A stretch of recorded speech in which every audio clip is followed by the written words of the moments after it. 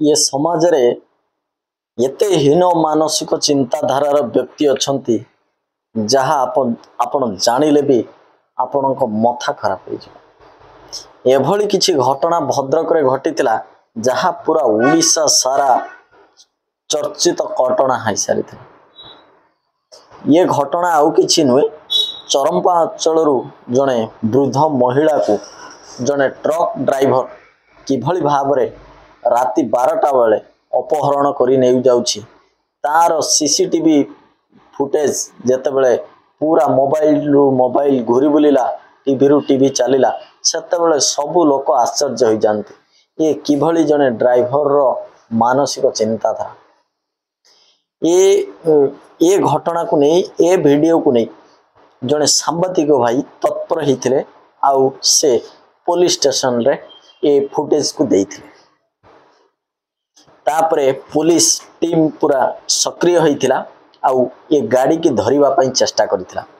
सतरे कोन पुलिस से गाड़ी की धरि परथिला, कोन होइथिला संपूर्ण घटना आसंतु जानिबा एई वीडियो रे। नमस्कार, मु भगवान सब आपण मानक स्वागत करछि मो रियल स्टोरी ओडिशा चैनल को।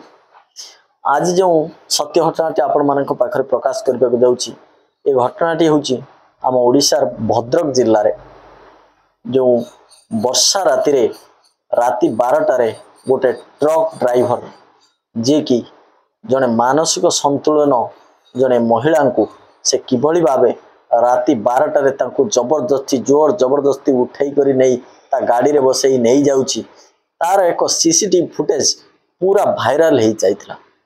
ओडिशा सारा किए जे पारे से सेते गाली करुथिले सोशल मीडिया रे जे एभलिया हीन मानसिक व्यक्ति को निश्चय अरेस्ट करो ताको दंड दियो। एही समय रे जने सांबादिक भाई से सीसीटीवी फुटेज को थाना रे देइथिले आ तदंत करिया पई पुलिस मन को रिक्वेस्ट करथिला आ पुलिस से सीसीटीवी फुटेज आधार रो से सीसीटीवी फुटेज आधार रो ट्रक ड्राइवर संघ मान पाखक जाइथिला आ ये ड्राइवर किए ए गाड़ी कोटिकार से जानिबा पई चेष्टा करथिले। ड्राइवर माने सहयोग करथिले पुलिस के। तापरे से माने ये गाड़ी को जगार ए मालिक किए से सब खबर पुलिस पाई परिथिले। तापरे से गाड़ी को संधान करबा को जाई ये पुलिस जाई पहुंचिला केउंझर झुमपुरा अंचल।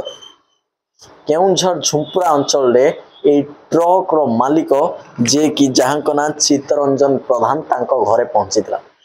जेते बेले घरे चित्तरंजन प्रधान नथिले तांको पत्नी को पाखक जाइतिला आ ए सब खबर पचाइतिला आ से सीसीटीवी फुटेज आ ट्रक देखाइतिला।